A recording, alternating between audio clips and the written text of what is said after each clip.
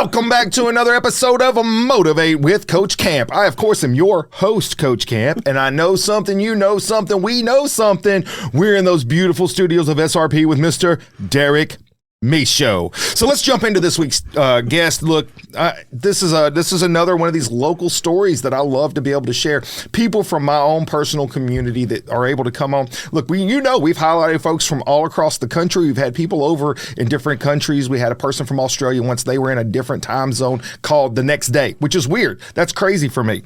But this week we have a guest. Her name is Miss Melissa Dabar. She's from right here in Hernando, Mississippi. She's got a great story. She's a lawyer. She's a nurse. She's a community leader. She helps people in all facets of life. We're going to dive deep into what motivated her to get into that line of work, what all it is exactly that she does. And if you have some needs, maybe she can match up with you. And guess what else? This is another personal great moment. She's also a podcaster right here in srpstudiosllc.com. So that's why I need you guys to stick around. I know you're going to love it. We're going to get into all of those specifics. But before we do, you know the rules. You know the rules. We got to pay the lights around here. So just stick around from a quick word from my sponsors. All right, everybody, I want to take a quick second and thank all of my sponsors out there. Thank you guys so much for doing what you do for me. SRP Studios, the Rhythm Section Podcast, Hardwick Heating, Cooling, and Air Quality, Hodge Homes with Mr. Brad Hodge, Adair Honey Farms, Miss Hippie Eats, Phones Are Us, Tennessee First Responders Foundation, the Hope Center of Northwest Mississippi, and Stacy Dodd Intervention. Thank you guys. I couldn't do this without you. Please continue to support the podcast. Welcome back, guys. Here we are. We are with Melissa Dabar. How are you doing, ma'am? I'm in awe. Of what? You. My loudness? No, you, Coach Camp. My wife is always You're like, motivating me. Oh, good. That's what I do. It's in my name. I just came in here and paid my podcast bill. Oh. But you're like showing me how to really do the deal. No, right? Be you, the girl. Real deal. No, don't be me. No. Mm-mm. No, my wife's like, get down to the studio. I need a piece of paper. I need to take some notes on Coach Camp. I need a T-shirt. I need a hat. I need some sponsors. He even gave me some water. I did give you some water. That's all right. You. Well, you need water. That's what keeps us going sometimes. He's your mouth gets all dried up. Well, good. You're motivating me. Thank you know what they say, right? And I've said this several times. What do they say? They say a lot. Well, they say that. What are we taking in? What are we pushing out? And iron sharpens iron. Yes. Metal sharpens metal. I love the Bible. And I've got news for you. You and I, we're going to dive into it, girl. Yes. Look, whenever we're done, you are going to feel like this has been a transformational moment. You know why I know that? Because every time I have a guest in, it's a transformational moment for me. 100%. That's not cliche. That's real as it gets. I got notes upon notes upon notes of people that has just absolutely touched my life in so many ways. You're going to be another one of those individuals. It's a book. In 5 minutes. It really is a book. It is a book. Every person's a chapter. That's how I feel about it. So now let's jump into a little bit about Melissa Dabar. So I just kind of gave a teaser that you're from the area. So where did you grow up? I grew up in Arkansas. Okay, what part? I grew up in the hills of Arkansas, the Ozarks, the Clinton, Arkansas. The national chuck wagon races are in Clinton, Arkansas. I didn't rope goats, but that's a goat roping. Were you in the 4-H club? Yes. Okay. I was in the 4-H club. Well, that matches up then. I made quilts. I knew how to can. That was kind of my dream, is to marry a hometown boy and do some quilting, do some canning. I did all that while I was early teens, kept me out of trouble, kept me from being part of the teen pregnancy rate. But, was that a thing that was over there? Yeah. Well, you guys have some beautiful country out there. Yes. I thought you were going to say beautiful children, but yes, beautiful country. They may have some beautiful children, too. Yes, I don't know. Buffalo River. Yeah, well, I've done my fair share of going down the Spring River. Oh. Many times You got over. to go on over a little bit further. Yeah. The Buffalo River. I haven't been on that one. I've been on the Little Red River, I think it is. Yeah, they have elk. Yeah, I know. I heard about that. I've never seen elk, but I did hear that and they you had hear them bugle. Man, that's nice. Yeah. So, beautiful. Growing up over there, what was the population of your town? I don't know. I graduated with a class of less than 50. Oh, yeah, okay. Well, that tells a story, right? Yeah. So that's where I'm kind of going with that. So small town, people probably know each other's business. I'm guessing on that. And they make it up. They make up people's business. And they make up your business. Well, sometimes that could be really bad, I guess, depending on who your neighbor is. That's right. Party line. We were on the party line. Oh, I do remember party lines. Party lines. Yes, we had party lines. Make it up. Listen to it. Yeah, I remember those. You put like 7 or 8 people on it. Who was it? Somebody was just talking about party lines recently. It was on my show. Maybe you heard that from somewhere. I don't know. But they were talking about party lines on that. Oh, yeah. Did you have brothers or sisters? I have one brother, and Older? we are close. He's 2 years younger than me. We are close. We're probably close to best friends. Okay. So growing up, what were your like hobbies and stuff? Did you go fishing? Hiking, camping, stuff like that. Yeah. Working. Everything's work. Some sort. It's all woven into working, yes. And you said woven, and I was going to go back to the quilt comment, because I have noticed when I would go out to Spring River in that Mammoth Springs area, there are a lot of quilt shops. What is it with that area of the country and quilts? It's just something that you can make a little money with, something you can recycle. Cloth and make stories into the quilts. Interesting. So I made my first quilt when I was 13. Did your mom But nobody do quilts? knows that. Nobody knows that. We went to church. We went to church. I sang in church. Yeah. So pretty simple life. It was boring. I was ready to. Yeah. I was ready for somebody to open that gate and let me run out. It's funny though, because I think it's always the opposite. People that live in the busy life, man, they want to go back to. They want to go to a simple life. People that have a simple life want to go to a busy life. I got it. You got to have the opposite, right? So I got it. The quilt thing. Did your mom do quilts? I'm fascinated. I'm staying on this for a second. My grandmother. Okay. It was a way to spend time with my grandmother. Okay. And my grandmother, when I was young, had breast cancer. And she had breast cancer, and that was a way, making quilts and selling them was a way to supplement her income and pay her doctor bills. Okay. And so that also encouraged me to go to nursing school. Okay, and that was going to be where we were going to step to next. Yeah. So then coming out of high school, I guess that was your first line. You thought, I'm going to be a nurse. Yeah. Did you know anyone else that was a nurse? I knew someone that was a nurse, but my grandmother's nurses inspired me to be a nurse because I love my grandmother more than anybody. Yeah. She had breast cancer, and I watched her go through that for 10 years. And I never wanted to feel that helpless again. And the nurses knew how to take care of her. And so that was the best thing that I knew of. And it was also a way to take care of my family and have a good income. Sure. I honestly, Coach, I wanted to go to Bible college. Oh. Yeah, that seems right for the people that know me now, but back then it was, you can't do that. You're a girl. My dad would tell me that. You can't do that. You can't go to law. You can't go. I said something about law school back then. He said, "You're not smart enough to go to law school. You're a girl, Interesting. You can't go to Bible college. You're a girl." Well, so not. So I've had to fight through a lot of, the glass ceiling was pretty low. Yeah, and to not beat your dad up on that, though, that was a common sentiment, I think, when we go decades back. Yeah. Was the limitations that people perceived others to have. Right. And that was in all directions, too. Coming from a small-ish town in Walls, not quite as small as probably your town, 'cause it sounds like you had a few more people there. There were some of those stereotypes as well that people kind of pigeonhole folks into and thinking that you can't this or you can't that. Yeah. Well, for me, it was more along the lines of I was a knucklehead. So whenever I got older and decided I was going to do knucklehead. That is true, but I'm a responsible You're knucklehead. a polished knucklehead. Polished knucklehead. Yes. I'll take that. Okay. And honestly, I thought to myself, these other folks that are telling me the things I can't do actually only motivated me to show I could do it. Not even so much to prove them wrong, but to prove me right was the approach. Did you find yourself at some point saying, you know what, all these other doubts that people have are telling me what I can't do is actually motivation? My grandmother told me, I'll just back up a little bit. She had an 8th grade education, my grandmother. And she told me, get all you can get as far as education. Go for me. Go for me, even as she was suffering from cancer. Get all you can get and do it do it for me, Yeah. And then my grandfather, he had a third grade education, and he was innately probably still one of the smartest men I've ever met. Is my grandfather. So I went to school and I got all I can get, so to speak, and I took a test. I took initially in college, they gave you, what would you be interested in? And it came out to be a lawyer. And I thought, I'm not smart enough to be a lawyer. So I went to nursing school because that was a female profession. Yeah. And, but I got through that, and thank God I love nursing. Yeah. What did you do as a nurse once you got out of school?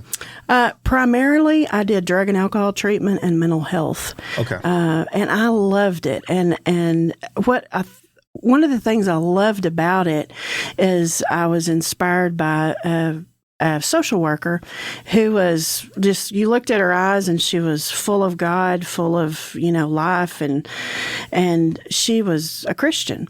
And she could do a whole group and quote scriptures without quoting the chapter and verse. And it was truth. And it was, she's one of the greatest social workers I ever worked with. But she was wonderful. And I thought, you mean I could motivate people in drug and alcohol treatment and not be a preacher? So it was basically a back door to come into what I really wanted to be. Wanted to go to seminary and things like that, but I wasn't able to because I'm a woman. Yeah. Well, so they say back then, right? Yeah. Yeah. So drug and alcohol rehabilitation was a back door for me to do. How old were you at that time? I was probably 20. I was 27 when I graduated nursing school. Okay. That matters. And I say that matters because it's not like this is some kind of novel comment, but early 20s people, a lot of times, not everybody, because there's exceptions to everything, they don't have some of those mental faculties or that life experience yet to really be grounded and have some great advice to life or whatever. But by the time you get to your late 20s, you've started to see and experience enough things. So that it really was a big pivotal moment for you, I guess, because you had that wake up moment of, now I can actually do some of the things I always wanted to do to be able to help people. And by the way, one of the biggest things about being a coach, for those of you that would be curious, is getting others to see the value in themselves. So often I've had players over the years that I could see all of their potential. Now, the key was to get them to see it and live toward that. Right. And so much so is that a motivator or is that a nurse or a doctor or a lawyer is being able to see the positive and the possibility. So often people see the negative and the impossibility. And you are being told about the impossible. So in my opinion, and I'm building some blocks here, my opinion is, if this was a courtroom right now, I feel Cagney and Lacey. I don't know. My opinion is because you had some of those hurdles early on, that it helped you to be able to better explain and motivate others when they were seeing those hurdles because you had overcome it. Yes. Talk about some of those moments. Well, really, my parents tried to talk me into dropping out of high school. Really? Yeah. To do what?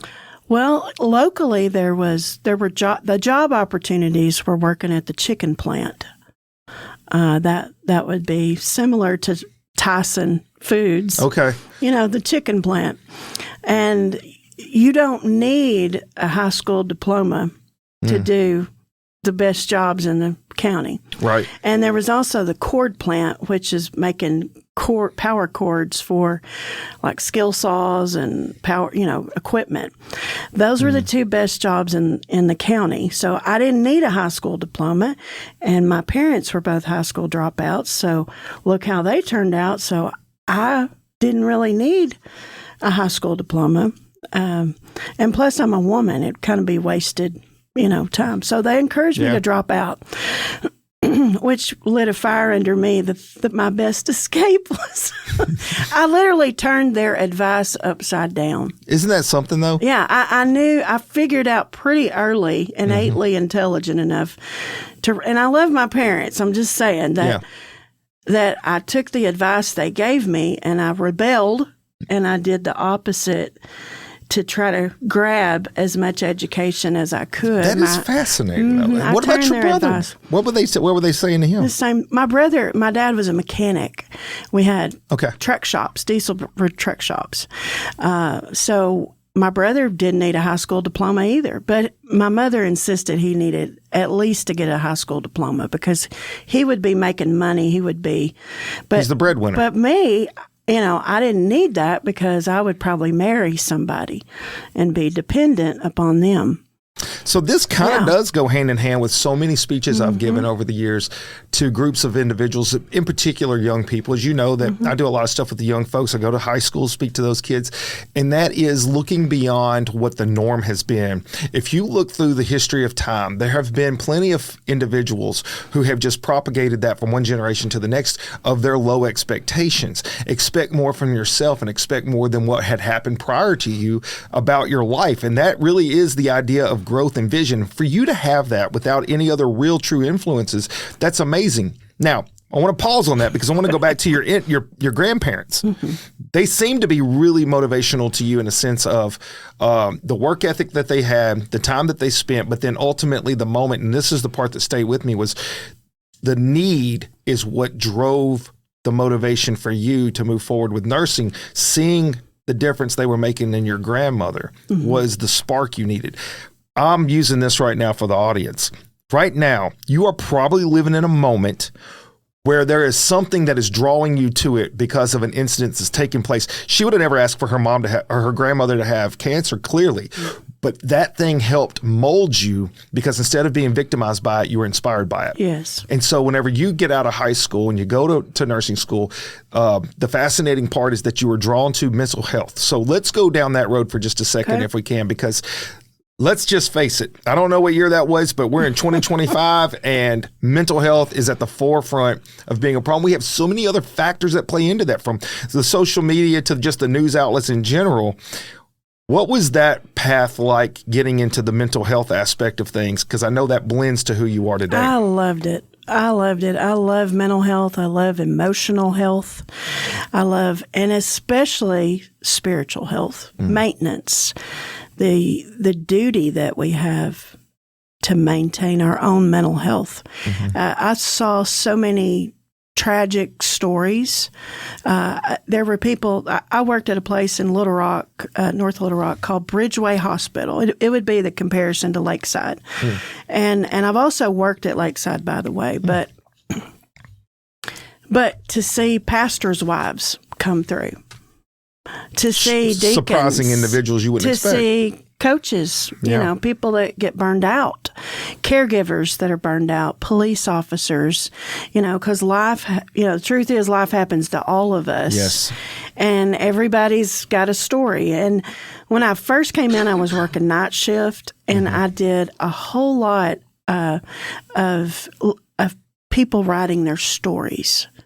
So, and I'm, even today, when I do my little podcast, I'm letting people tell their stories. So I saw just, like you get somebody, you hear the initial, 5-minute spiel about them, and then you get them to write their stories down, 5-page story. And it's profound, what you read in those stories. It all makes sense what they do. And it reminds me, I'm thinking I'm doing the science of nursing. I have a baccalaureate in the science of nursing. But I'm also, reminded about, in Revelations where it says they overcame him, the enemy, by the blood of the Lamb and the word of their testimony. So I'm seeing just this tragedy in some of these stories about, child sexual abuse and this and that. And then I'm saying, wow. And we have this pivotal moment to change that and uplift that person up out of tragedy and help restore them as best we can. And it was also a blessing to watch people get better, and then maybe they might come back a year later. They're still stronger than they were before, and then they go to the next level, or sometimes they fall. What are the factors that contribute to people rising and falling spiritually, emotionally, mentally? But mental health is so important, especially for men. I'll say that, especially for men, because culturally, we don't allow men to suffer from depression or to suffer from the bravado. Yeah, it's you gotta have that image, of who you are, and I'll even say that one of my aspirations as a lawyer, it's important to me that people can talk to me. I've found that trust. Everybody needs somebody to be honest with. So even going back to the Garden of Eden, that they were naked, before each other. Everybody needs somebody that they can be naked. And when I say naked, I'm not talking about physically naked. I'm talking about spiritually, emotionally. It's the highest honor for me as a lawyer when somebody like Coach Camp comes to me and says, Melissa, I got something to talk to you about. I need a friend. I need that. That's my highest honor, is to be able to be that person that people reach out to, because we have a real opportunity to fix things together. Together, we can do it. A lot of times you can't do it by yourself. No. You've got to have, it may be medication, it may be this, but just to know that somebody cares about you, that somebody understands what you're going through, that's profound. And I thank God for opportunities like that. Even today of this interview, I had a judge, just passing a piece of paper, passing my order back. And I said, do you want me to explain that order? And he says, no, Melissa, I trust you. I mean, that means something to me, that he doesn't have to read my order. He knows me well enough to know that he's going to pass that order back. He goes, I trust you. Yeah. And that means a lot to me as a lawyer and as a person, that people trust me. As a nurse, I was in the most trusted profession. I didn't realize that nursing is the most trusted profession. And then I became a lawyer, which is the most distrusted profession. So it still means something to me if somebody trusts me. I mean, it really, when someone said, as a lawyer, you're a lawyer. You're lying. I'm like, why? Why do you think I'm lying? They're like, because you're a lawyer. And sure, like, that's what's been ingrained in folks. Right. I'm like, no, well, hey, I'm a nurse too. How about that? You're talking to a nurse and a lawyer, you know. So it means a lot to me to be trusted, So, but yes, mental health, it means a lot to me. I think we should be putting, I hate to say, not just money, but accountability. Accountability within our taxes and that sort of thing. We need more mental health. And it's costing us, we've got to address mental health, but also spiritual health, Which goes hand in hand, in my opinion. It's an opinion, but I believe both go hand in hand. In fact, I just gave a speech a couple weeks ago. It was actually a podcast, but it was kind of a speech format. I was a solo, right? So sometimes I'll just talk to my audience, just me. Yeah. And it was the concept of mind, body, and soul. And you cannot leave any one of those three items out to be a whole person. You have to be intentional, and you have to take steps and measures to make sure all three areas are healthy, or else something's going to be off. Or balanced. Yeah, you got to have balance in those things for sure. And I want to speak real fast on the idea of what you're saying is the important part being trusted. And I've always said this, when it comes to personal characteristics, I think that as far as like how other people would see you and how you should be to them, integrity is the number one. Where I'll do a series of words, and I'll have like a recipe list, especially when I talk to kids. I'm like, put these ingredients in your recipe.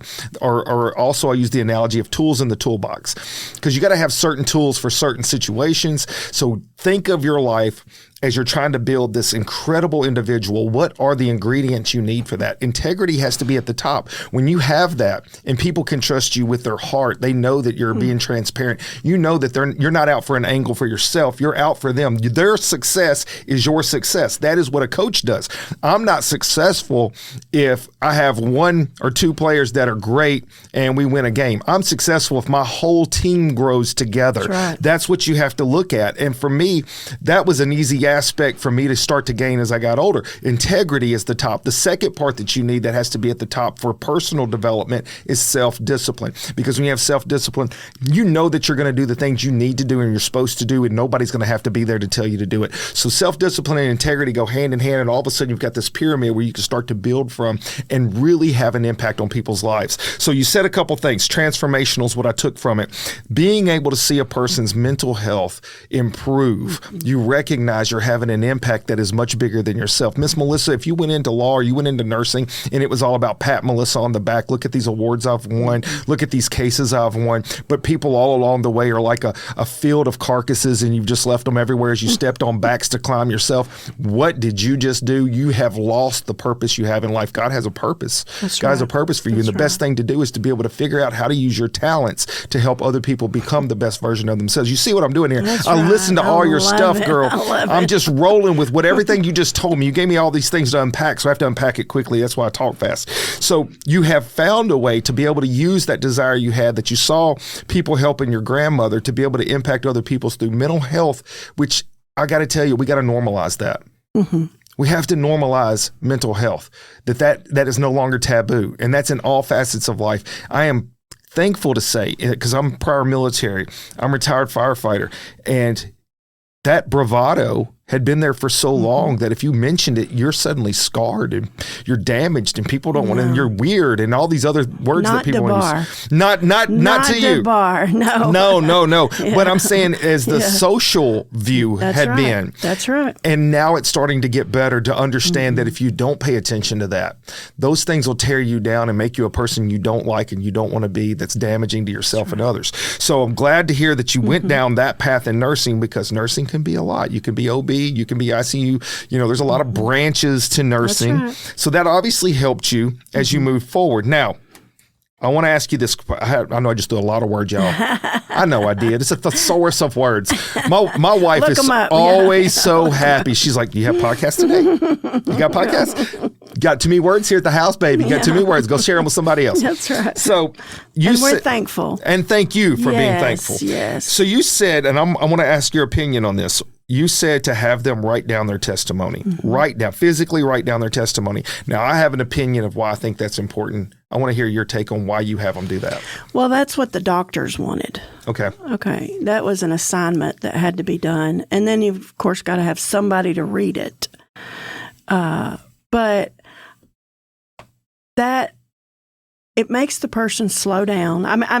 I see the value in both. Of course, back in 1997, we didn't have podcasts and all the things that we have now. So the person needs to write their story to slow down and reorganize their mental files. Mm-hmm. It's important, especially with people who are trauma-based, that they've had trauma in their lives. And of course, now we know, and we didn't really know back then, but most of the people with drug and alcohol issues have trauma at the nucleus of their problems. Mm-hmm. So it's important with PTSD, because the trauma in the person's brain, that they're able to reorganize and say, this happened to me, this happened to me, this happened to me. Now, those stories can be very valuable to family members, like children who don't understand why their dad's crazy, or their mama's crazy, or why she uses drugs to self-medicate, or why they do what they do. Yeah. So those stories can become very valuable later in life as to why my mama did what she did or my daddy did what she did and where they came from. But they force the person to think about where these things happened. And then as I read those stories, I would circle this, like part of it. And I would go talk to the psychiatrist and I would talk to their therapist and say, you need to work on this right here. This is where we need to, detonate, pour in the resources for. We don't want to waste their valuable insurance days talking about something that's irrelevant. You want to go right to the heart of why this person is here. And that's how we do good work. That's how we team build. We're all, when we sit at the table, and I learned this from nursing, when we sit at the table, we're all equal. Mm-hmm. Well, it's not the psychiatrist and then you have a pyramid scheme, but it is really that you have all the professionals sitting at the table with ideas and that sort of thing. But the writing the story down is invaluable, but also any kind of way that you can talk about it. Some people are so traumatized, they can't write things down. They can't write it down. They just can't because, I learned this from I'm an excellent peer facilitator, like a group leader, like doing social groups and stuff. It's just innately, but I help people tell their stories. And once they kind of get reorganized, they do better. Because like one of the things I'm known for is working with domestic violence victims, which I've been one. And I've also been diagnosed with severe PTSD myself, just like the veterans I used to work with. Yeah. So it's important to put, I don't just send them with the notebook. I send them with the 3-ring binder. And I put the dates. This happened, this assault happened, or that happened, and I make them organize it like a timeline.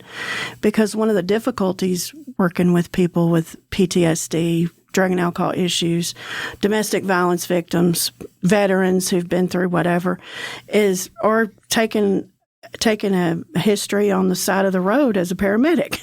Yeah. You have this crazy story that's just a wadded up mess, but you've got to be able to get the facts and get the most important facts, the triaged facts, and also get them in the right sequence to understand. So I'm excellent at helping people understand that. And part of the reason I'm excellent at that is because I understand it. Yeah, no doubt. Yeah, but these testimonies they help the person not just seem crazy. Just because you have severe PTSD does not mean you're crazy. Right. And it doesn't mean that you can't help other people with PTSD tell their stories. But it also helps other survivors read those stories and say, I'm not all alone. Sure. Other people have the same thing. I'm not as different or special as I think I am.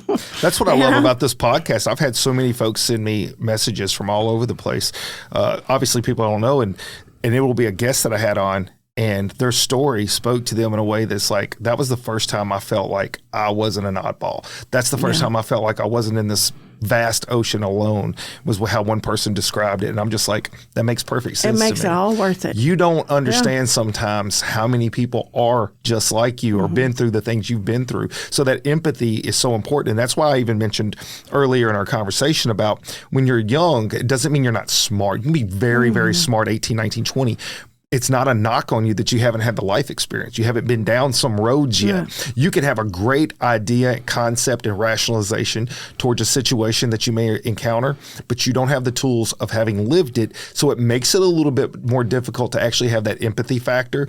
And that's why it takes time. I can tell you now at 52 that I am, I'm very different than when I was 32. That's right. And I see the world very differently. And that just takes time and then also paying attention. I want to relate to what you were saying about how the benefits or value is to writing things down. I wanted to get your take on it first. And I think these are the lessons too. I'm a professor at college. So you know that part? Yeah, I do. I was going to say, I love to dig into a thought with my students and then pull their ideas and then try to kind of fill in some things that I see it as well. And we kind of blend together to make this whole product. And that is when you write something down, it becomes real, in my opinion. I think if you keep it here, it can almost become so cluttered, and it's hard to sometimes even wrap your head around what direction to go next because all the thoughts keep coming in different directions. So when you write it down, like you said, you slow your thoughts down. And that's exactly how I see it as well. I started writing down all my calls as a firefighter, paramedic. I have 6,216 written down in 3-ring binders, multiple. Wow. I wrote them down because it validated the call one, but then it also helped me to remember what the emotion was. So the emotions can better be rationalized and dealt with. I did go through some bouts of PTSD that I had to work through. And sometimes the best way to do that is talking to other people that's had the same feelings, the same emotion, the rapid heart rates all of a sudden. You can't catch your breath. Something triggers it, whether it's a smell or a sound. And you didn't realize that's what was going on. That's the part that's so valuable is you didn't know what was causing the problem, but you knew there was a problem. Writing it out sometimes makes it clear to you, but then in turn, I like what you said, which I hadn't thought about until you said it, is it gives a person that is trying to be the therapist or the counselor a better picture of what it is you're seeing. Right. Because you could explain to a point what it is you feel, but then sometimes and so often, people that are in those moments, they can't really fully explain how they feel. But when they tell their story, now you can see it. And you can see it from a different angle. And you're like, right here. And you circle it and you're like, this is where some of this trauma is coming from. That's right. And now let me show you how you can help, tackle this, because I have some tools in my toolbox that I can share with you. And you've been down some of those roads as well. I'll stop them and say, okay, this happened. I'll have people do a 3-ring binder and put, if I know this is going to be an extensive case, I'll let them do their 3-ring binder and put all these things in it that have happened, which is forcing your brain to make the file system make sense again. Yeah. And then I'll say, put the top 3 things that you want. What's the most important thing? And what they flag and what I flag may not be I'll force them to triage. Is what I'm doing. Yeah, and then exactly. What I think is most legally relevant, translation to legal, Yeah. So it may or may not be what they think is most important. But I'll also say, and how did that make you feel? Just like when you're going out on a call, no one's asking you how you feel. No. How you feel. Not even coming into conversation. And here, Coach Camp, the one we know and love, and he's got this big heart. He's been out there on all these calls, and all he's got to think is the cascade of the diagrams and the logarithms and all this stuff. Like, I used to be ACLS certified. Did you know that? Did you know? Well, if you're a nurse, I would assume that you did. I used to be ACLS certified. I would believe 100% of that. Upon graduation, I was ACLS certified. Yeah. So I knew all that stuff. Sure. But all you're thinking is getting these algorithms correct. Yeah. You're not thinking about how are you feeling right now, because you don't have time to feel. Yeah. And just like so many trauma things that happen, people don't have time to stop and think about how they feel. They've never even been given permission or slowed down to say, okay, Coach Camp, remember that one call you went out on? How did you feel? How did you keep from crying when this happened and that happened? Yeah. But yet you were there. And we call this like vicarious trauma, which means to be the person to go in the midst of, when you're in the trenches, boots on the ground trenches, when you're there, you were feeling that with them. You were praying to God, everything, turn me inside out. Because right now I am Jesus to this person. I'm the best Jesus I know how to be, saving this person, But we don't always ask people, well, how did that make you feel? And here are some of the words. I have a list of words. Let me show you. Did you feel this? And it's just you put it into context. It's too much. Sure. So whenever Melissa Dabar, this is what I do on groups. I used to do domestic violence groups and other groups, but groups for veterans, groups for professionals like dentists, lawyers, professionals groups in recovery. But I've got to go in, I've got to do surgery. I'm not going to do every possible surgery that this person needs mentally. Yeah, proverbially. I get what you're saying. So I'm going to go in and I'm going to do what I can do. I'm going to wrap them up, stitch them up, because they got to go back out the next day. Yeah. Because I've had therapy, and when I've had therapy, I don't want a 2-hour session. Yeah. I can't handle it. It's It's only worse absorb than so working. much. It's worse than working 16-hour tours at the VA. Yeah. To have too much at one time. So I want to wrap people up. And that's a trust in being able to talk to people, is you're not going to open them up too much and then just let them leave it 1 hour or 45 minutes. Yeah. I got to wrap you up, stitch you back up, and send you back out to your family so you don't explode on them and don't, Absolutely. Yeah. No, that's so much of this, what you're saying right here, as far as like, especially with first responder stuff, I had 2 really incredible guests that are PTSD specific to first responders. counselors. One of them was Dr. Derek Edwards from Nashville, and Carly Hutchinson. She's from the local area. I think she may be out of Memphis, if I'm not mistaken. But they talked about how the fire service in particular, but then Carly's also does a lot of stuff with police and military, where Derek is mostly fire and EMS, but he does other stuff too. But they talked about how the service itself really only centers in on certain calls. Like what you said, when I'm going out on another call or come back from a call, they're not like, how did you feel about that? You're right. If you made a call and it was an unfortunate car wreck and you had 6 people dead and 3 of them were kids, you get back, they're putting you out of service. They are going to put you out of service and they're going to bring some people in. They're going to sit around. They're going to talk to you for about 30, 40 minutes, see if you need to go get some other counseling, et cetera.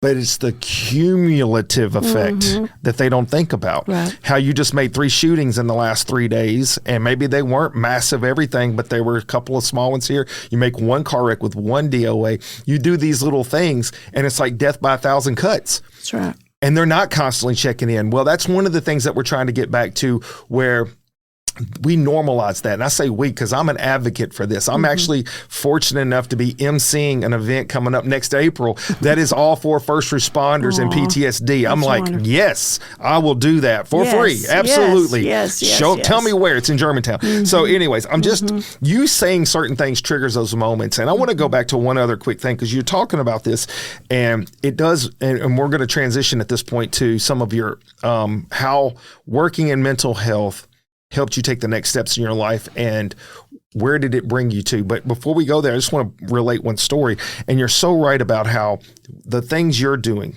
as a counselor and as a practitioner and as a nurse, as a paramedic, sometimes I think, I'm just pointing this out, we undervalue what we do bring to the table to those individuals. Sometimes we don't see the significance or the impact. And I once had a lady, I'm just sharing a story because it just clicked in my head talking about this stuff. And it's like, yes, that's a relevant point right here to make. I had this lady, she was at a nursing home and she had some kind of illness. She wasn't feeling well. And so I'm transporting her. Well, by all accounts, her vitals are normal. There's nothing standing out. She's not on death's door, and so to speak. She's just an older lady, didn't feel good. Fine. Taking care of ma'am all the way I see it. So I make her all comfy. And I'm getting her information and I'm writing stuff on my clipboard. We're on our way to the hospital. And I remember asking her if I could go into her purse to get her driver's license, because I was going to have to ask her a bunch of questions that would just be on her driver's license. Yeah. And I'm looking down at the moment. There's a pause, and a weird pause. That pause, it's too long. And as I look up, she's staring at me completely bewildered. And she says, "Honey, of course."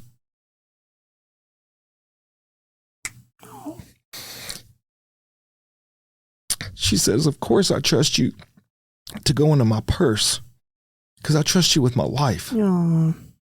And that was the first moment in my career as a paramedic. I suddenly realized I'm not seeing through the same lens I see myself to these patients. They see you as something bigger than life. You are their superhero. You are. And so being a nurse, you understood that because you knew where you had come from. You knew the impact you were having on these people's lives. And it wasn't trivial, and it was lasting. And you couldn't do it in 30 minutes. And you didn't need to stay 2 hours. But you knew that it had to be continuous, a continuous health journey. So that's where I want to take you next, is how long do you do the mental health aspect of nursing? And when do you change, and why do you change? The deep breath tells me a lot. The deep breath tells me where we kind of dive off into faith. I loved being a nurse. I really loved it. I loved it. I still love it. I feel like I'm a better lawyer because I'm a nurse. But I had, this is the truth, you know, I worked in psychiatry. I worked with some of the best mental health people. And I had 3 dreams. And I dreamed that, this is going to sound, I'm being honest, okay? I got to tell you something. I've had dreams that are very real. I had 3 dreams. Yeah. Over the course of time, I had 3 dreams. And in all 3 dreams, I'm representing, I'm a lawyer. I'm a nurse, but I haven't even gone to law school. I'm a nurse, happy as I can be. So I have these 3 dreams, and all 3 dreams, I am a lawyer, and 3 different elderly black women come to me. Each end of, one black lady for each dream, and her son. Her son is guilty. She comes to me and says, Melissa Dabar, God spoke to me and once, told me to come to you. She has no money. She wants me to help her son have the same deal that's fair. Mm-hmm. Okay. So I wind up representing her son, and she just wants it to be fair. And I had that dream 3 times. A black lady coming to me to represent her son. I agreed to do it. One of them, I was doing corporate law. It was strange that a woman would come into my office and say, God told me to come to you. And I had that dream 3 times, and this was in Arkansas. And I've represented her son for free. And we got a great deal, and it was God. And so I'm like, no. So I'm like, what are you doing to me, God? What are you doing to me? I don't want to do this. And so I'm not smart enough. I'm arguing with God. I still argue with God. I'm not smart enough to be a lawyer. Who's winning all those arguments? Well, he actually. Just. Yeah. So he says, so I'm like, why are you messing with me? So I can't even sleep because these dreams are, And so I'm like, I'm not smart enough to be a lawyer. I'm not, I'm not smart enough. I don't have the money. Go pick on somebody else. I'm giving you all the excuses that I could think of. And so finally I get to a point where I'm going to go take the I can't even remember the name of the test now. The test for lawyers to take. The bar exam? I don't know. It's at the end, right? Yeah, no, it's the beginning to see. So this is like a... Yeah, anyway, the test shot to see if you're good enough. Oh, okay. Law I would school, not be able to help you. Law school admittance test. There you go. It's supposed to be, this is nothing you can study for. It's all seeing where you are. Yeah, it's seeing intellectually how well you are.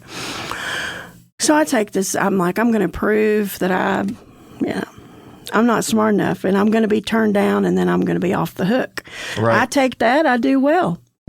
Plus, I have a science degree in nursing, so so that gives you more credit in law school. So I did well on the LSAT test, and then I went down and applied to go to law school, and they accepted me because they gave me more credit because I have a science degree and not just an arts Where'd degree. You go to law school? I went to UALR in Little Rock, which is affiliated with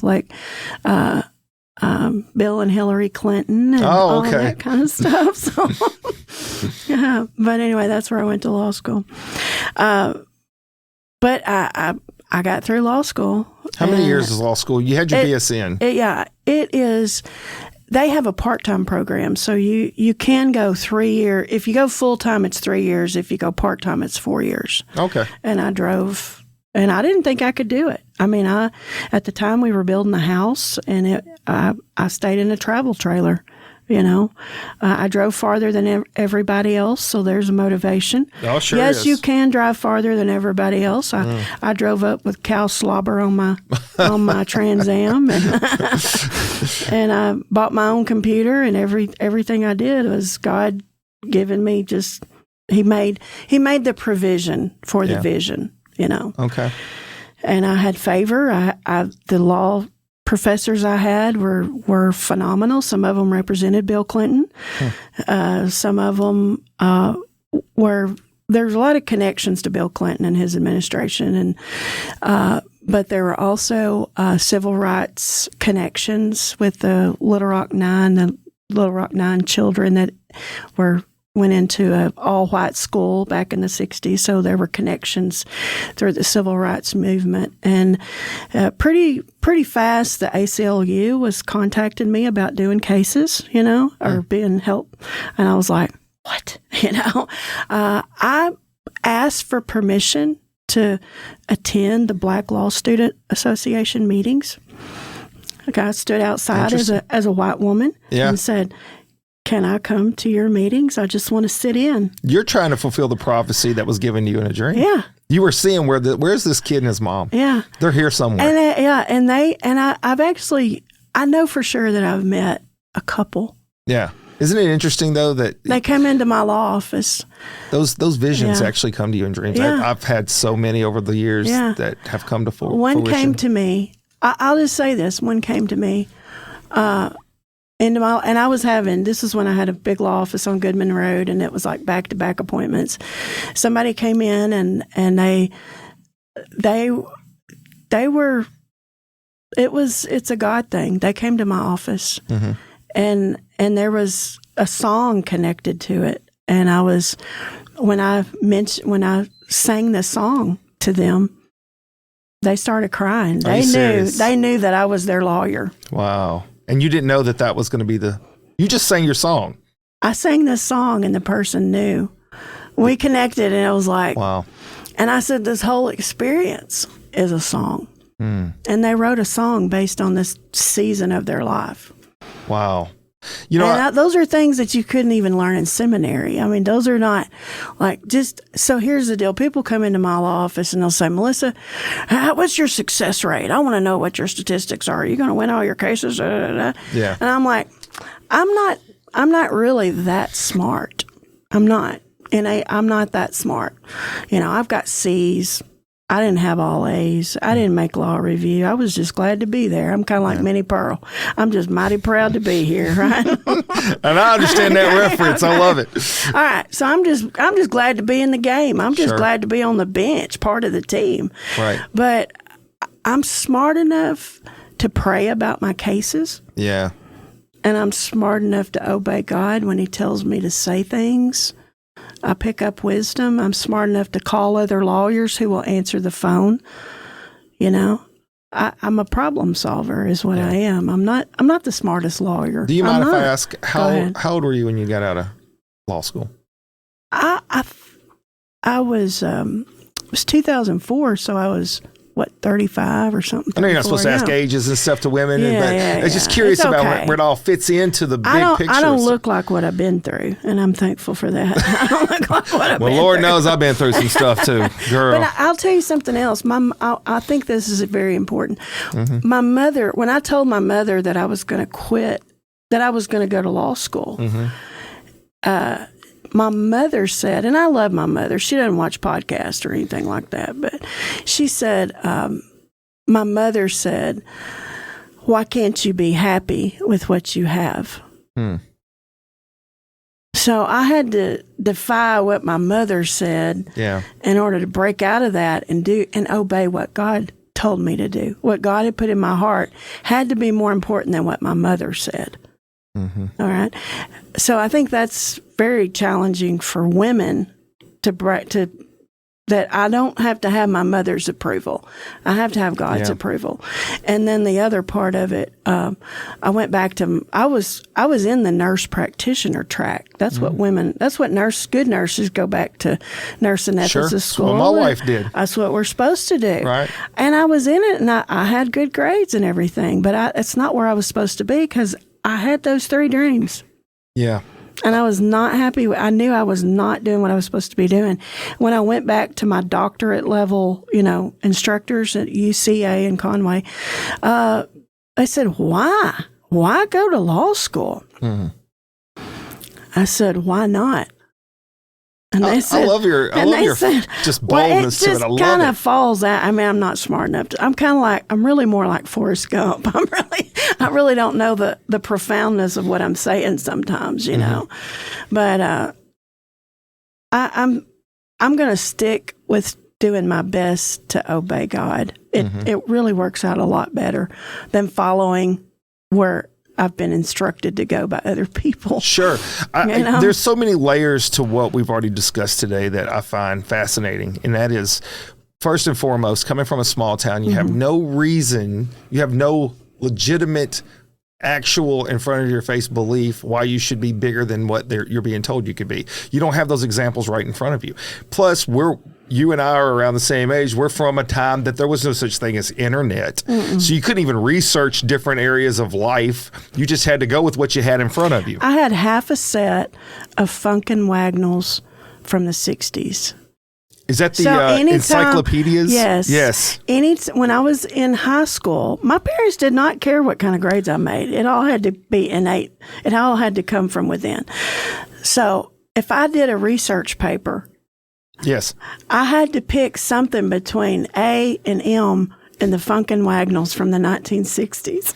I think we had a similar version. I cannot remember what the name was. We had encyclopedias, dust collectors, as I called them. Yeah, so I'm feeling everything you're saying. So you're small town Melissa with no true big influences out there. You just had a calling to your heart. You followed a track, and this is something I tell all the students I speak to is just because you start down a path and you decide that that's not the right path and you change, don't think for a second you didn't have lessons you were supposed to learn. Right. You were learning stuff that you knew you would need later. You didn't know the path that was coming till the dreams come. I also love, and I call it the trepidation of reality. And that is sometimes something is so bizarre that we know to be true to our heart, but it's hard to speak out loud. And I saw that in your moment of trying to get out how you talked about the dreams that came to you. It's like, this is going to sound crazy. I know this is going to sound crazy. I mean, my eyes are going all over the place. I'm like, do I tell Coach Camp this or not? But it's so important that you did, and here's why: because you're not the only one. No. And right now there are so many people like, oh my God, I had a dream. Maybe it was yesterday. And they didn't put me on medication. And when I went back to the psychiatric hospital and I said I'm going to law school, I'm like one of the head nurses. I'm like one of the most respected psychiatrists. You were being successful. One of the most experienced, respected psychiatric team members.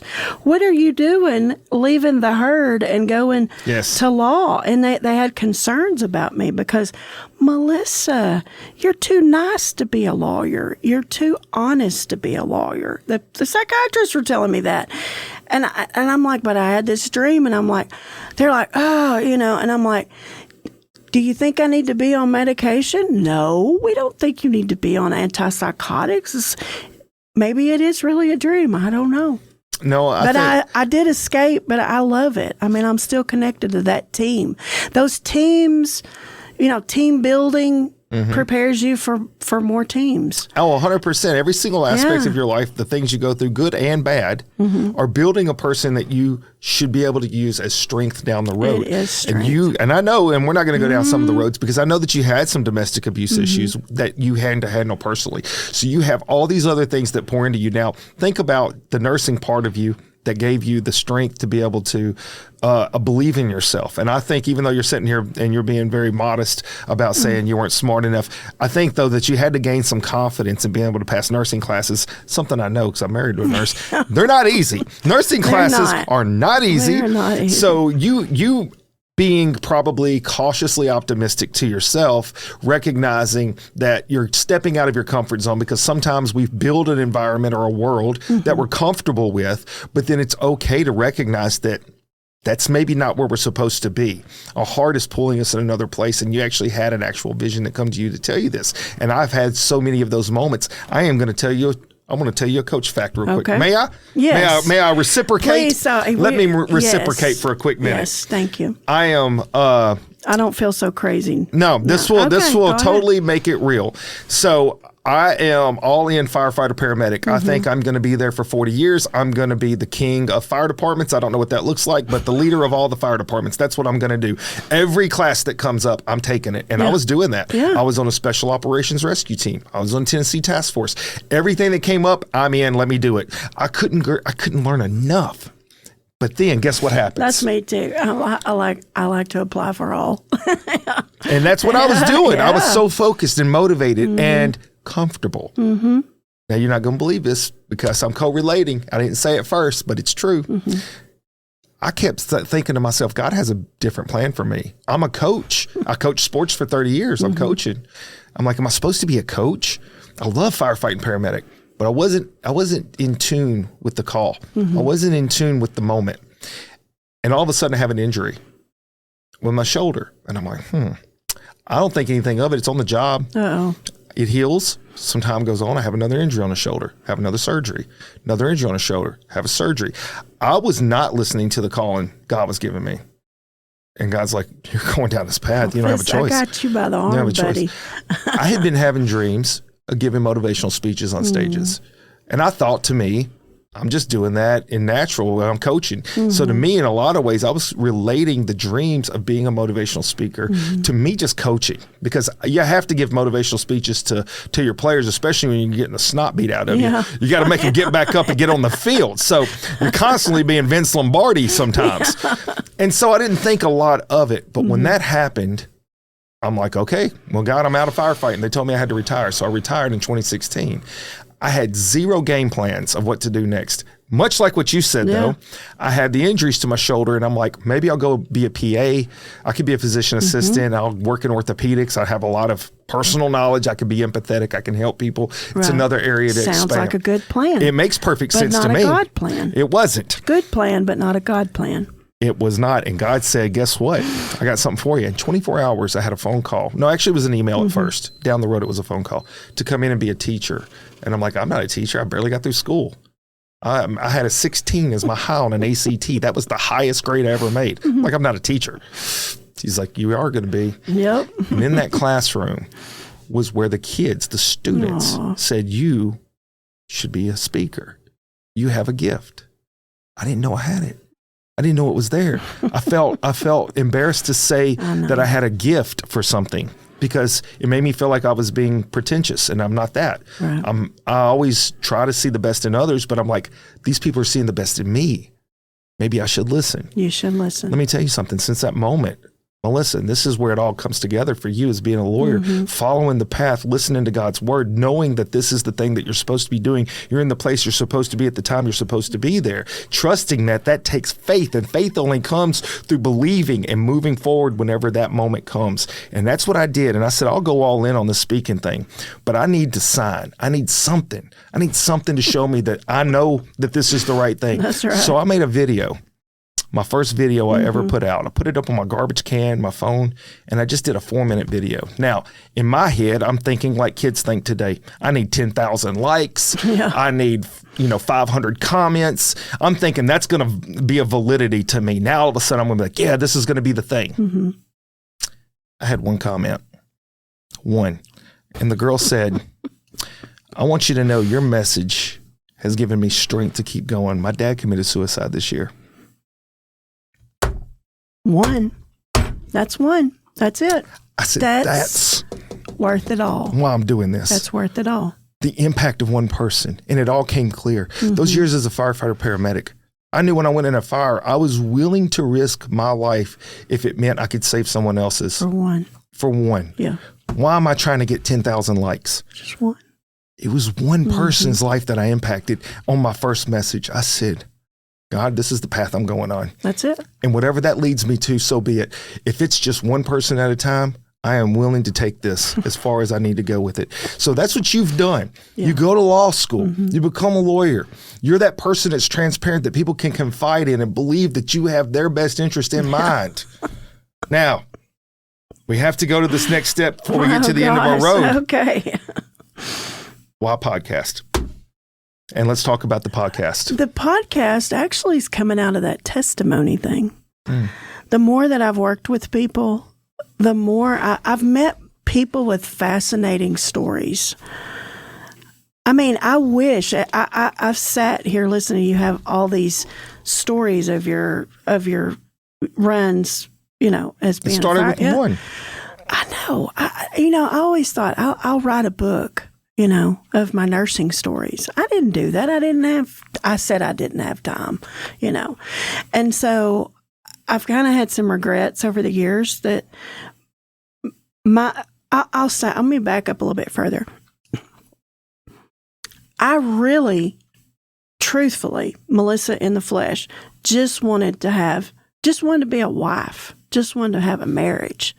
I didn't want all this. This is too much. Not what you bargained for. Yeah, and I've been divorced. I see other people having happy relationships and families and all that sort of thing. But the first time I was ever physically assaulted I was like, I mean, I'd made a delicious pot of homemade spaghetti, had it in the slow cooker for like a day, 2 days. I mean, it was perfect. And that plate of spaghetti went across the living room and hit the side of the wall and just ran down. I was like, what? I'd given him a Bible for his birthday, and he got mad about all that. And he lifted me up, pinned me against the wall by my throat. And after I got loose, I was like, what? How am I in this situation? Because this happened to my generationally going back with my family, you know. So this is domestic violence is a was generational curse in my family. You know, generationally. They grew up in the cotton fields in Arkansas, chopped cotton and all that. But I was laying in bed and I was thinking, why is this happening? I was praying to God, why is this happening to me? I've done everything right. And I clearly heard, you're a voice. And I thought, what? I'm a voice? So clearly in my spirit, I'm not saying I heard an audible voice, but it's, you're a voice for other people. You're a voice. That's why the enemy hates me, because I'm a voice for other people. So I've taken that very seriously, to be a voice for other people, to advocate for others. And then I have heard all these testimonies, heard all these great stories. I try to help people tell their stories. And then Neil asked Sarita to come in, and she says, hey, Melissa, come with me. And I was like, okay. And here, you know, Derek is doing these great podcasts. It's all set up. And part of my argument about not doing podcasting, since I don't have time to write or whatever, is that he's got, I don't know how to work all that equipment. Oh, I don't either, girl. And so I just, I feel like God just kind of, you know, brought me up in here in the midst of all this, you know, wonderful things that Derek does. And our producer, Derek Mashad. And I was like, how much does this cost? And I thought, hey, I've got a little bit of money extra every month. I could try this out, you know? And so that's how I got into this.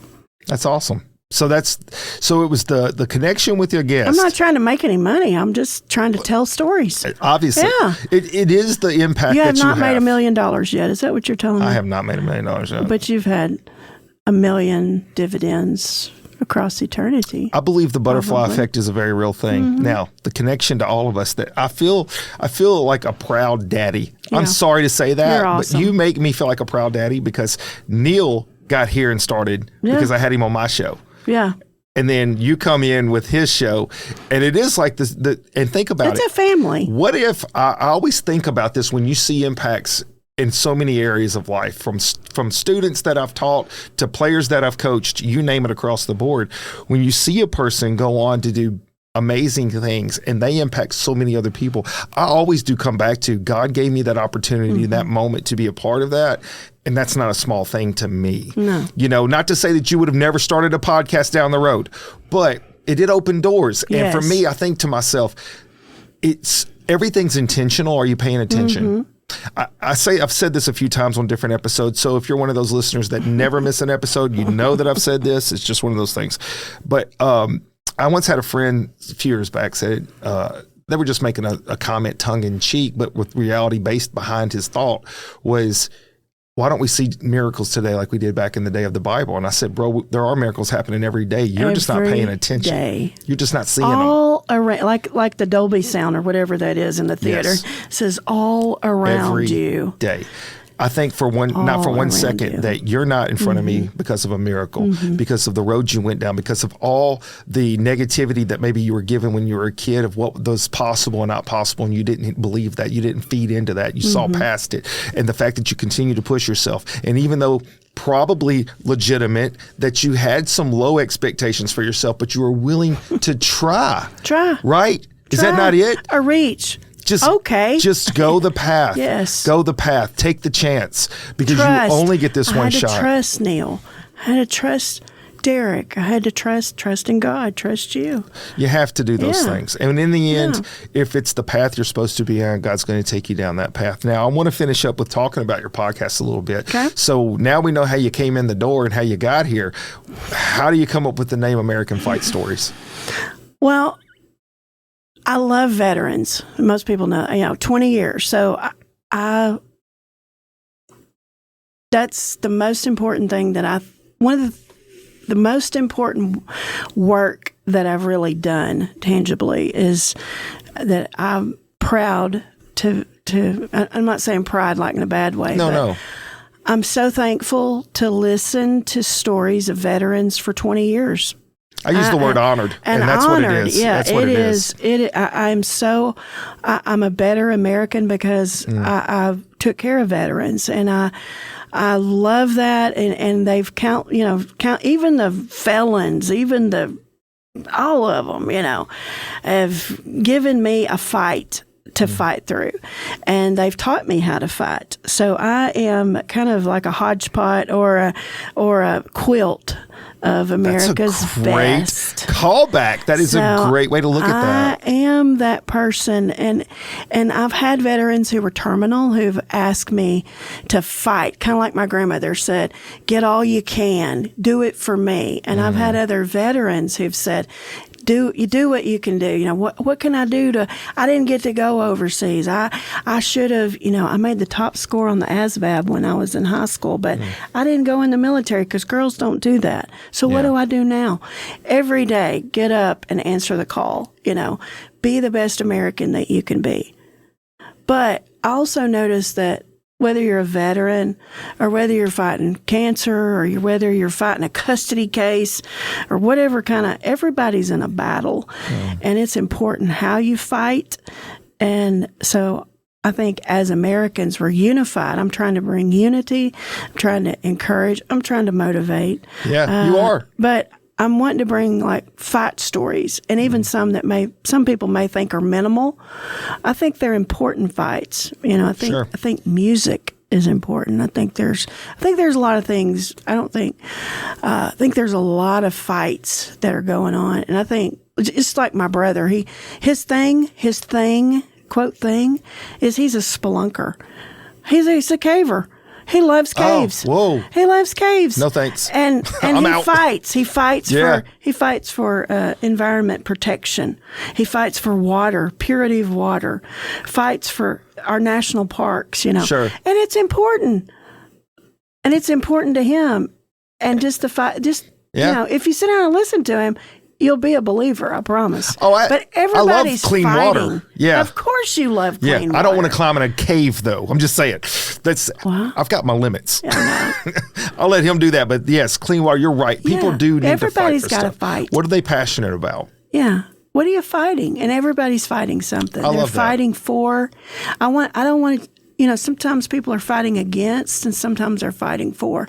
I don't want to be part of the problem. I want to be part of the solution. Mm-hmm. I believe a lot of times people get turned against each other instead of fighting with, forwardly instead of fighting. I want people to give their best fight. Yeah. And even as, sitting with people that are dying, you see what's most important. You see the real triage in life is what is most important. And it is family. It is faith. The most important work, I'll say this, that I'll ever do is prayer. I know how to pray. I may not be the best lawyer, but I know how to pray. I've turned down cases with some high-profile people. And I said, you don't want me to be your divorce lawyer. Let me help you fight for your marriage. Let me help you fight in prayer. You want me to be your friend. Yeah. I'll turn down the money. I don't want money. I'm not here for money. I could go back home in Arkansas. I have a little cabin, and I could lock the gate, and I could just read and do my thing. But, I've got things that I'm fighting for. I don't need money. I need other things that are more precious than money. The investment is the people. It's the people. It's the testimony. And now you get to share their stories it's the testimony. on these mics. Yeah, and I've told some religious people, you don't want me as your lawyer. You want me because you won't like me. You won't like me as a lawyer because I can fight. I can be a badass bitch. Yeah, take it up a notch if you need to. That's right, and I'll say that. Turn up the bitch. It sounds like I need to turn up the bitch. Yeah. I don't want to do that. You people need to stop fighting. Best marriage advice: stop accusing each other, and love each other. Stop accusing and work together. I'm really good at helping people get back together. I love the fact that you're talking about fighting for something, not against something. It reminds me of a comment that was made by one of the Robertson boys, Phil Robertson and all those guys, the Duck Dynasty crew. Yeah. I can't remember which son said it, but he said it was on one of their podcasts, and he said he always noticed that there is a lot more turmoil and chaos when people are fighting against something, but there's a lot more unity and love when people are fighting for something. Yes. And I think there's a lot of truth in that. When you have people that are coming together for the betterment of something, you're going to see a lot of times a different attitude, a different approach, and a different outcome. And it's going to be something usually positive. We're unstoppable if we can unify. Oh, the bell. This is okay. We're talking about American Fight Stories with Melissa. No, but the unification thing that you were going toward is absolutely true. We are stronger together. A house divided cannot stand. That's not my quote, obviously. I think it was Abraham Lincoln or somebody. Yeah. But that is the facts. Unification is where strength is, and we're always stronger when we're together. Yeah. Please do share with the bell thing before we wrap up. I want to say one thing about strife. I don't like strife. I don't deal well with strife. There's a quote, and it's a kind of a churchy quote, but it says, "Strife is the manifest presence of the enemy." So I don't like it. And so we've got to we have to find a way to unify, because I can't work in the midst of strife. Yeah. So I used this bell the first episode. It was an honor to interview Miss Lorraine Cady, and she's a powerful, spiritually powerful woman. And people have asked me, how did you get so close to her? Well, not only did she start House of Grace, but we're prayer partners. So a lot of times people will say, how do you know that person? I'll say, well, we're prayer partners. That's how we know each other. Those are my strongest connections, is prayer. And I rejoice. I'm addicted to answers to prayer. I am an answer to prayer, so. Yeah. But anyway, the bell. Okay, so interviewed Miss Cady, and American Fight Stories. We're trying to, tell people about America and things that make America great.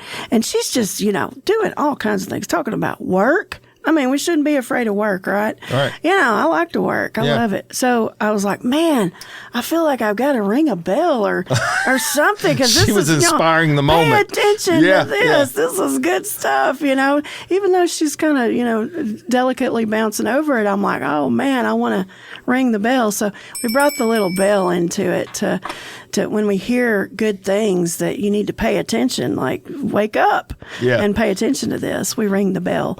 So it's so wonderful to be an American and just know we have so much to be thankful for. Oh, absolutely. So much to be thankful for. And I think that goes hand in hand with your relationship with the veterans, that intimate knowledge of what it takes to have a great country and be free and be able to make decisions on our own and have paths that we can decide for ourselves.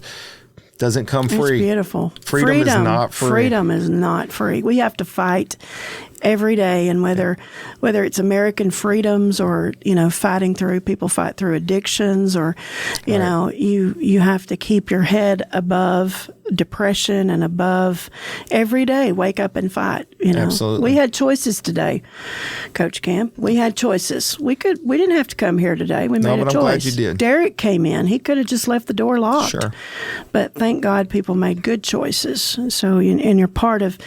Most of us are part of something a lot bigger than we really realize at the time. And obedience, God honors those who honor Him. So He lifts us up. If you're faithful, He's a faithful and good God, and He will be faithful to. He lifts us up to do more things as we're faithful to the call. Amen.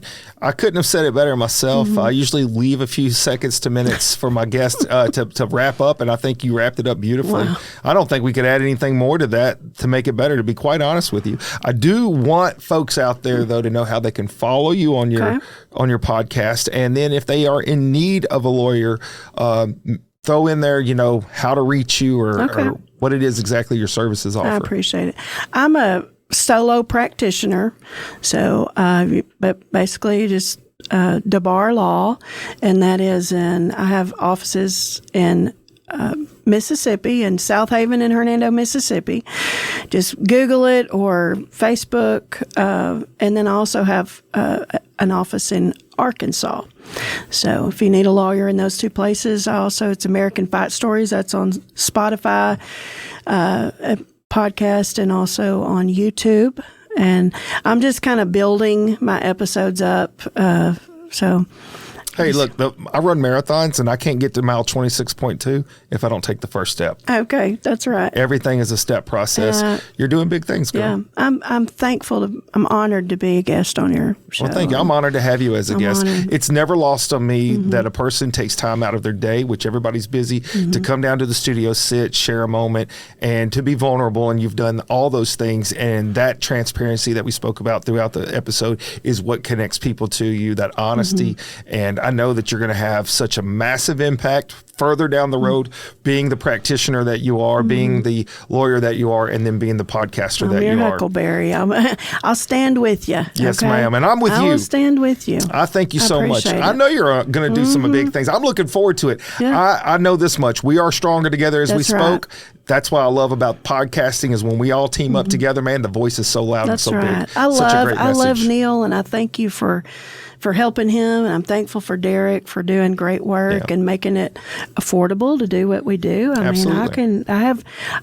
He took away all my excuses. Yeah, sometimes that happens. Yeah. Especially when God's involved. That's right. Thank you. Bless Thank you guys Yes. so much. Every week you tune in, you send me some great messages. That keeps me motivated. Look, y'all already know I need you as much as anything. So please continue to do that. Continue to tune in. I'm going to ask you right now what I want. Go to my website, motivatewithcoachcamp.com. Subscribe to my YouTube. And until next time, Coach Camp out. I love the chase and the hunt, and I set the pace when I'm running. I always take what I want, and I always give it 100. Don't need a bank, no, I'm funded. Play the game like it's nothing. I'm always thankful for something. Don't take for granted, stay humble. Now wake up! It's time to look at the enemy. Look in the mirror if he is no friend to me. It's not working out, maybe it's the chemistry. It's time to break up so I can make a better me. Better believe in your mind, cause it's everything. You can mold, shape, find almost anything. All it takes is some time and some clarity to find your identity. It's mine.